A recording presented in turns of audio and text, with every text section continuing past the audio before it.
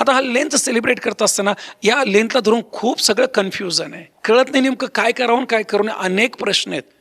सेवकाईमध्ये मागील 20 वर्षापेक्षा जास्त काळ मला सेवेत झाला. इतके छोटे छोटे प्रश्न येतात. पास्टर कपडे कोणते घालावेत, पास्टर याच्यात खावं काय, पास्टर याच्यामध्ये काय बोलावं काय बोलू नये, अनेक छोटे छोटे प्रश्न, अजून किचकट प्रश्न आहेत. आणि या सगळ्या प्रश्नांची उत्तर आपल्या समोर मी कॉमनली ठेवत आहे. पहिला जो भाग आहे यामध्ये की आम्ही पाळावा का पाळू नये. अनेक लोकांना असं म्हणणं की नाही पाळलं पाहिजे, नका पाळू, हे ख्रिस्ती पद्धत नाही आहे, ह्या रूढी परंपरा आहे आणि ह्या ख्रिस्ती मंडळीने आणलेल्या या रोमन लोकांच्या पद्धतीत या पॅगन सिस्टम आहे. मी आपल्याला आत्ताच सुरुवातीला जर हा संदेश तुम्ही पूर्ण ऐकला असेल तर तुमच्या लक्षात आलं असेल की पहिल्या शतकात मंडळींनी ही सुरुवात केली, मंडळींनी उपवास केले, मंडळींनी उपवास करून येशू ख्रिस्ताचं पुनरुत्थान आठवलं. त्याच्यामुळे इकून तिकून याचा काही संबंधच येत नाही. त्याच्यानंतर मी पाहतो 3ऱ्या शतकात परत मंडळीची सगळ्यात मोठी धर्मपरिषद झाली.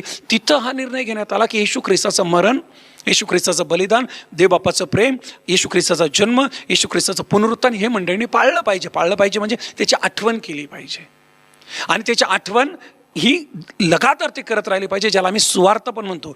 येशूचं जगात येणं, मनुष्य बनणं, सेवा करणं, मरणं, उठणं, स्वर्गात जाणं, परत येणं, ही आहे सुवार्ता. आणि मंडळीने हाच निर्णय घेतला सुरुवातीला की सुवार्ता आहे. काय आहे ईस्टर? सुवार्ता. काय आहे येशूचा उपवास? सुवार्ता. काय आहे येशूचा जन्म? सुवार्ता. काय आहे येशूचं मरण? सुवार्ता. काय आहे येशूचं पुनरुत्थान? काय आहे? ही आहे सुवार्ता. आणि म्हणून हा लेंथ जो आहे हा एक सुवार्तेचा भाग आहे प्रियांनो.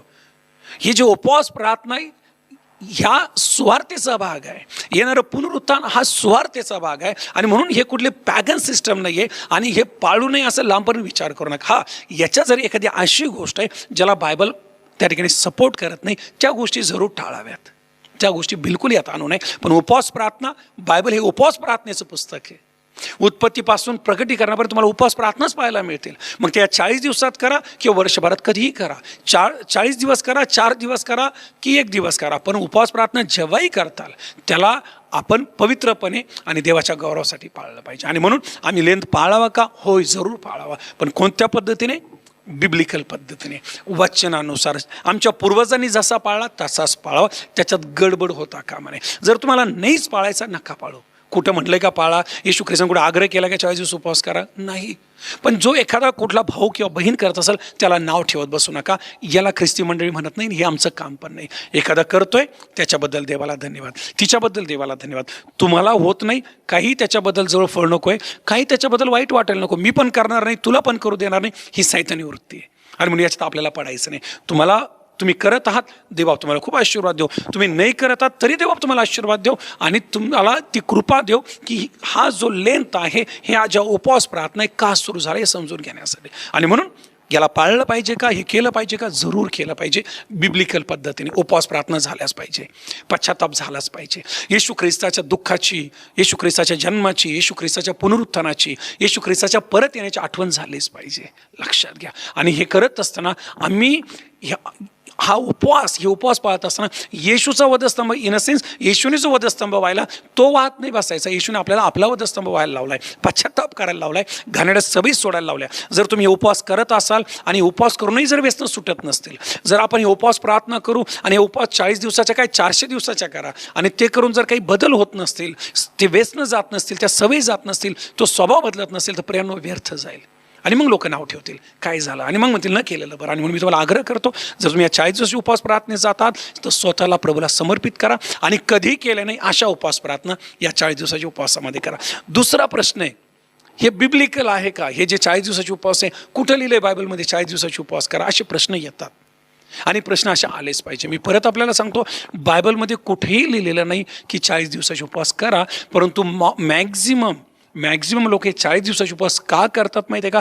त्यांना असं वाटतं येशू ख्रिस्ताने पण 40 दिवसाचे उपवास केले. स्वतः येशूने पण म्हटलं नाही की तुम्ही 40 दिवसात, शिष्यांना म्हटलं नाही तुम्ही करा म्हणून. आणि म्हणून या गडबडीत पडू नका. बायबलमध्ये आम्ही पाहतो मोशेने पण 40 दिवस उपवास केले, इलियाने पण 40 दिवस उपवास केले. आणि फक्त 40च नाही, बायबलमध्ये वेगवेगळ्या लोकांनी, नेहमीने काही दिवस उपवास केले, इज्राने काही दिवस उपवास केले, एस्तरने काही दिवस उपवास केले, दानिएलने जवळजवळ 21 दिवस उपवास केले, पाऊलाने तर खूप उपवास केले आणि एका ठिकाणी तो म्हणतो मी 14 दिवस अन्न खाल्लं नाही, आणि स्वतः येशू ख्रिस्ताने 40 दिवस उपवास केले. म्हणून 40 दिवसच तुम्ही केले पाहिजे, 40 दिवसच करा अशा प्रकारचा फोर्स बायबल कुठं करत नाही. पण 1 दिवस करा, 2 दिवस करा, 10 दिवस करा, जसं तुम्हाला वाटेल. सध्या आम्ही 365 दिवस उपवास प्रार्थना करतो भारत देशासाठी, आणि आज आमचा 301वा दिवस आहे. कुठं लिहिलं आहे बायबल 300 दिवस करा नाही, परंतु देवाचा आत्मा जसं प्रेरणा देईल तसं करत चला. 1 दिवस करा, 10 दिवस करा, परंतु या कॉन्ट्रोवर्सीमध्ये नका जाऊ. बायबलमध्ये कुठं लिहिलं नाही आणि मग मी एक पण करणार नाही. तू एक पण करणार नाही आणि तू कधीच एक पण करणार नाही, समोरच्याला पण करू देणार नाही, असं होतं कामा नये. माझ्या बहिणी, माझ्या भावा, जर कोणी करतोय त्याला बायबलमध्ये उपवास कसा केला पाहिजे, त्या उपवासाचं महत्त्व काय, याचं शिक्षण जर तुमच्याकडे असेल तर तुम्ही देऊ शकता. जर नसेल तर तो जे करतोय त्याच्यासाठी प्रार्थना करा, आणि जर तुम्हालाही करायचं आहे तर तुम्ही पण उपवास प्रार्थनेत वेळ घालवा. नंबर 2, हे बिब्लिकल आहे का? होय, जरूर बिब्लिकल आहे. जरी तुम्ही करा अशा प्रकारचा उल्लेख तुम्हाला नाही सापडला, पण कोणी कोणी केलेत हा उल्लेख तर जरूर आहे. जर पवित्र आत्मा तुम्हालाही अनुग्रहित, असं काही फक्त मोशेने केलेत, एलियाने केले, येशू ख्रिस्ताने केले आणि बाकी कोणीच करू नये असं पण लिहिलेलं नाही आहे. असं लिहिलं का कुठं की त्यांनी केलंय बरं का, आता तुम्ही कोणीच करू नये, असं पण लिहिलं नाही. उलट येशू ख्रिस्ताकडे ज्यावेळेस शास्त्री आणि पुरुष आले आणि ते म्हटले योहानाचे शिष्य उपवास करतात, आम्ही उपवास करतो, तुमचे शिष्य तर उपवास करत नाही. येशू ख्रिस्ताचं खूप गंभीर वाक्य होतं, लक्षपूर्वक आहे का. येशूने म्हटलं जोपर्यंत वऱ्हाड्यांबरोबर वर किंवा नवरदेव आहे तोपर्यंत त्यांना उपाशी राहायची गरज नाही, पण एक असा वेळ येईल की वर उचलल्या जाईल, म्हणजे येशू ख्रिस्त मरेल, पुनरुत्थान होईल आणि तो जाईल, तेव्हा हे उपवास करतील. आता माझ्याकडं त्या सगळ्या गोष्टी तुमच्या समोर ठेवायला वेळ नाही आहे किंवा तो माझा विषय नाही, परंतु मी तुमच्यावर असे काही लोक ठेवू शकतो की ज्यांनी कितीतरी वर्ष उपवास प्रार्थना केल्या, कितीतरी वर्ष, कितीतरी दिवसाचे, 40 दिवस अन्न पाण्याशिवाय उपवास करणारे लोक मी पाहिलेत. 70 दिवस अन्न पाण्याशिवाय उपवास करणारे लोक इतिहासामध्ये आहेत, ज्यांनी मोठं संजीवन आणलं. आणि म्हणून जसा देव तुम्हाला कृपा देईल तशी उपवास करा. कारण बायबलमध्ये जर असं लिहिलं नाही की 40 दिवस करा, तर असं पण लिहिलं नाही करू नका. 40 शब्दात गुंतू नका, परंतु जर 40 दिवसाच्या पहिल्या पूर्वजांनी मंडळींनी हिरीत लावून दिली आणि कोणी करतंय तर त्याचा विरोधही करू नका. हा, जर त्याच्या उपवास प्रार्थनेत काहीतरी जे देवाला न वाटणाऱ्या गोष्टी, तर प्रेयर करा प्रभू त्यांना असाव्यात म्हणून. चला, पुढचा जो प्रश्न आहे, याच्यात काय खावं, काय घालावं आणि काय प्यावं. पवित्र शास्त्रामध्ये जेव्हाही तुम्ही उपवास करणाऱ्या लोकांचा अभ्यास कराल तर प्रामुख्याने त्यांनी उपवासामध्ये जगी गोष्टी टाळलेल्या आहेत. मग त्यात खाणं आलं, चांगले भपकेदार कपडे घालणं आलं आणि मजा करणं आलं. तुम्ही पहा, जेव्हा जेव्हा जुन्याकरता मी लोकांचे उपवास पाहतो ते राखेत बसायचे, गोंताट घालायचे, सगळे आपलं लक्झरीस लाईफ ते बाजूला ठेवायचे, सगळ्या सुखसुविधा बाजूला ठेवायचे, पूर्ण अन्न वर्ज्य करायचे. तुमच्या आणि माझ्या उपवासामध्ये आजच्या सूर्यास्तापासून उद्याच्या सूर्यास्तापर्यंत काही जेवण येता कामा नये. आज रात्री जेव्हा तुम्ही उपवास सोडताल तेव्हा ते उद्या रात्रीपर्यंत मध्ये दुसरं काहीच कामं येता कामा नये. ना मोबाईल, ना लेकरं, ना जग, ना संसार. या प्रकारे आम्हाला उपवास करायचा आहे. कुठलं पाप त्यात आलं पाहिजे नाही, कुठली जगिकता त्याच्यात आली नाही पाहिजे. कसा उपवास करावा, तर त्याच्यामध्ये पवित्रपणा असला पाहिजे. आता याच्यात काय खावं, काय खाऊ नये. सुरुवातीच्या काळामधल्या ज्या मंडळ्या झाल्या त्या याच्यामध्ये नॉनव्हेज खात नव्हत्या. नॉनव्हेज टाळायच्या, कारण याला दुःखाचे दिवस म्हटलं जायचं. आजच्याही बऱ्याच मंडळ्या आहेत, बरेच लोक आहेत ते याच्या 40 दिवसात मटण खात नाही. नो प्रॉब्लेम, ते खात नाहीत, प्रभूला धन्यवाद असो. कोणी त्यांना खापण म्हणू नका. त्यांना जशी कृपा मिळते तसं त्यांना करू द्या. आजच्या काळामध्ये मटण न खाणं म्हणजे आले मोठा त्याग आहे. आणि जर एखादा खात नसेल, एखादा परिवार नको म्हणतो, तर त्यांना हे नका म्हणू कुठं लिहिलं आहे बायबलमध्ये आणि का असं वागतात, त्यांचं त्यांच्या हातात सोड द्या. देव त्यांना ती कृपा देत आहे. परंतु याचा अर्थ असा पण नाही की तुम्ही याच्यामध्ये नॉनव्हेज खाऊ नये. सुरुवातीच्या काळामध्ये याच्यामध्ये नॉनव्हेज नव्हतं. नंतर जी पुढची परिषद झाली 315मध्ये, तिथं हा निर्णय घेण्यात आला की बुधवार, शुक्रवार आणि रविवार त्यात मटण खाऊ नये, बाकीचे दिवस खाऊ शकतात. आणि नंतर 5व्या शतकात पोप गिरी यांनी तो अजून याच्यात बदल घडवले आणि ते म्हणले ईस्टर, गुड फ्रायडे, जे दुःखाचा जी वीक आहे त्या वीकमध्ये खाऊ नये, बाकी तुम्ही खाऊ शकता. पहा कसे कसे बदल घडत आले. आणि म्हणून मी परत तुम्हाला सांगेल की आम्हाला ते करायचं जे बायबलमध्ये सांगितलं आहे. खाण्याने पिण्याने देवाचं राज्यावर परिणाम होत नाही. देवाच्या राज्यावर परिणाम होतो आपल्या सवयींनी, आपल्या जीवनाने, आपल्या वागण्याने, आपल्या करण्याने. म्हणून मी आपल्याला आव्हान करेन की या उपवासामध्ये काय खावं, काहीही खाऊ शकता, पण ते खाणं जे आहे देवाच्या गौरवासाठी असलं आणि ते खाणं जे आहे त्या खाण्यातून तुमच्या उपवासाला पुष्टी मिळाली पाहिजे, ताकद मिळाली पाहिजे. मग ते नॉनव्हेज असो की व्हेज असो, जे काही तुम्ही खाल प्रभूला गौरव असो. आणि म्हणून या खाण्यापिण्यात, कपड्याला त्यात पडण्यामध्ये गुंतण्यापेक्षा कृपा करून होईल तेवढं आपल्या आत्मिक अन्नावर आपण जोर देऊया. याच्यामध्ये काय खावं? प्रार्थना खाव्यात, म्हणजे जास्तीत जास्त प्रार्थना कराव्यात. याच्यामध्ये काय खावं? याच्यामध्ये जास्तीत जास्त देवाचं वचन खावं. या 40 दिवसात तुम्ही पूर्ण बायबल वाचून पूर्ण करू शकता जर निर्णय घेतला तर, काहीच कठीण नाही. आणि म्हणून याच्यामध्ये काय खावं? देवाचं वचन. याच्यामध्ये काय करावं? आराधना. याच्यामध्ये काय करावं? प्रार्थना. याच्यामध्ये काय करावं? आम्ही जास्तीत जास्त याच्यामध्ये देवाच्या पायाजवळ बसावं. आणि महत्त्वाची गोष्ट, अतिशय महत्त्वाची गोष्ट, यामध्ये या उपवास प्रार्थनेमध्ये आम्ही त्या गोष्टी बिलकुल करता कामा नये ज्या गोष्टी आम्हाला विटाळतील. म्हणजे आले व्यसन. काही लोक या 40 दिवसाच्या उपवासामध्ये आपले दारू चालू ठेवतील, आपल्या तंबाखू चालू ठेवतील, आपल्या मिसळ चालू ठेवतील आणि आपल्या बाकीच्या घाणेरड्या सवयी चालू ठेवतील. हे उपवास देवाला मान्य होतील का? कधीच नाही. येशूच्या दुःखाची आठवण करताय, येशूच्या मरणाची आठवण करताय, येशूच्या बलिदानाची आठवण करताय, येशूच्या पुनरुत्थानाची आठवण करताय, येशूच्या वधस्तंभाची आठवण करताय, देवबापाच्या प्रेमाची आठवण करताय, येणाऱ्या ईस्टरसाठी स्वतःची तयारी करताय. आणि त्यात व्यसन नाही. ना व्यसनं असावेत, ना विटाळणाऱ्या गोष्टी असावेत. शेवटचा अजून एक महत्त्वाचा प्रश्न, हे उपवास कोणी करावेत? हे उपवास कोणीही करू शकतं. या उपवासाला असल्या कुठल्या कंडिशन नाही की तू करावे आणि तू करू नये. पाळकही करू शकतो, मंडळी करू शकते, आंटी करू शकते, विधवा करू शकतो, विधूर करू शकतो, लेकरं करू शकतात. परंतु मोस्टली पहिल्या काळामधल्या मंडळीने 14 वर्षाचं एक अट ठेवली होती. कारण त्याला असं की 14 वर्ष अशासाठी लावून धरले होते की जे लेकर आहेत त्यांना एक मॅच्युरिटी असावी की ते काय करतात, बळजबरी होऊ नये. हे उपवास करण्यासाठी वयाची कुठली अट नाही आहे, याच्यासाठी कुठला फोर्स पण नाही आहे आणि याच्यासाठी कुठली बळजबरी पण नाही आहे.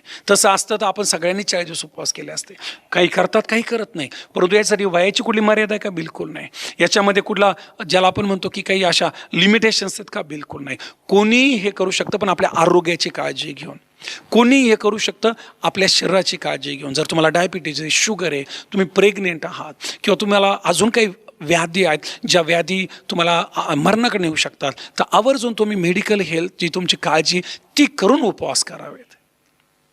परत मी रिपीट करतो, जर तुम्हाला कुठले आजार आहे किंवा प्रेग्नेंट आहात किंवा कुठल्या प्रकारचे इंजेक्शन चालू आहेत, गोळ्या चालू आहेत, तर तुम्ही प्रार्थनापूर्वक डॉक्टरचा पण त्याचा सल्ला घ्यावा आवर्जून आणि बायबलचा सगळ्यात वर सल्ला ठेवून मग निर्णय घ्यावा की उपवास कसे करायचे. कुठलीही भावना याच्यात घालून किंवा कुठल्याही प्रकारचं याच्यामध्ये इमोशन्स घालून नाही, तर आम्हाला आत्मेच्या प्रेरणेने हा उपवास प्रार्थना करायचा आहे. आणि मग सगळ्यात महत्त्वाची गोष्ट जी आहे, मी किती दिवस उपवास केले पाहिजे? मी परत सांगेल तुम्हाला, 1 दिवस करा या 40 दिवसात, 2 दिवस करा, 40 दिवस करा, प्रभू तुम्हाला अनुग्रह देव. पण असं काही नाही की तू एवढेच दिवस केले पाहिजे, तू तेवढेच दिवस केले पाहिजे. येशूने कुठे हे म्हटलं नाही आणि कुठल्या संदेष्ट्यांनी पण हे म्हटलं नाही आणि शास्त्रात कुठंच असं म्हटलं नाही की एवढे दिवस करा. तुमच्यावर आहे की तुम्हाला किती दिवस करायचे. 1, 10, 5, 2, 10, 21, 40 प्रभू तुम्हाला कृपा देव. असं नाही 40 झाले म्हणजे संपलं, 40 दिवसच करा असं पण कुठं नाही. तुम्ही 41 दिवस पण चालू ठेवा, 45 दिवस पण चालू ठेवा, 100 दिवस पण चालू ठेवा. पहा देव तुम्हाला कसं चालवतोय, देवाचं वचन तुम्हाला कसं प्रेरणा देत आहे. मनुष्य काय म्हणतो याच्यापेक्षा देव काय म्हणतो हे महत्त्वाचं आहे. आणि म्हणून आज या लेंथला सुरुवात करत असताना या ज्या गोष्टी मी आपल्यासमोर ठेवलेल्या आहेत, या गोष्टी तुम्हाला जास्तीत जास्त लेंथ सेलिब्रेट करत असताना, लेंथमधून जात असताना या उपवास प्रार्थना व्यवस्थित करण्यासाठी सहाय्य करू.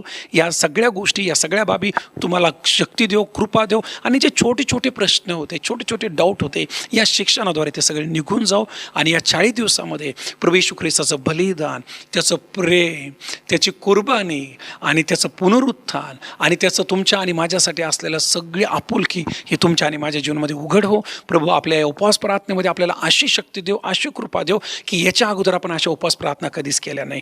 जे काही डाऊट्स असतील, जे काही बंधन असतील, या मेसेजच्या माध्यमातून ते तुटो आणि तुम्ही अशा प्रकारची उपवास प्रार्थना करणारे बनो जे बायबलला मान्य आहे, जे देवाच्या राज्याला मान्य आहे. जीवन बदलणारे संदेश, आपल्याला आशा देणारे संदेश आणि आपल्याला देवाच्या जवळ नेणारे संदेश ऐकण्यासाठी आमचं जे यूट्यूब चॅनल आहे पास्टर दीपक थोरात या नावाने, या चॅनलला सबस्क्राईब करा, लाईक करा, इतरांपर्यंत शेअर करा. याद्वारे आपल्या जीवनामध्ये मोठ्या गोष्टी झाल्याशिवाय राहणार नाही. God bless.